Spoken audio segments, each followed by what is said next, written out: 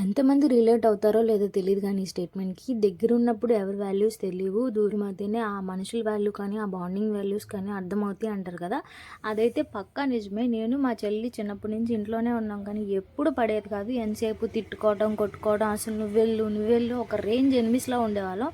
ఇంకెప్పుడైతే పెళ్ళైపోయి నేను చెన్నై వెళ్ళిపోయానో, ఇంకా తన స్టడీస్ కోసం హాస్టల్‌కి వెళ్ళిపోయిందో, ఇంకా మేమిద్దరం ఇంట్లో టైం స్పెండ్ చేయడానికి కూడా టైం కుదరట్లేదు.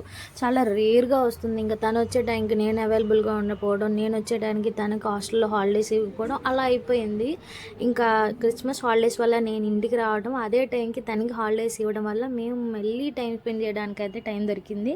ఇంకా నాకు మా చెల్లి నేర్పియడం అంటే చాలా ఇష్టం. ఎలా అయితే చాలా డేస్ చాలా మంత్స్‌కి మంచి క్వాలిటీ ఆఫ్ టైమ్ స్పెండ్ చేయడానికి ఫ్యామిలీతో కుదిరింది మాకు. అండ్ అప్‌కమింగ్ వీడియోస్‌లో మా చెల్లితో ఫన్ ఎలా ఉంటదో మీతో షేర్ చేసుకోవాలనుకుంటున్నాను. Stay tuned, follow for more videos guys. Thank you for watching.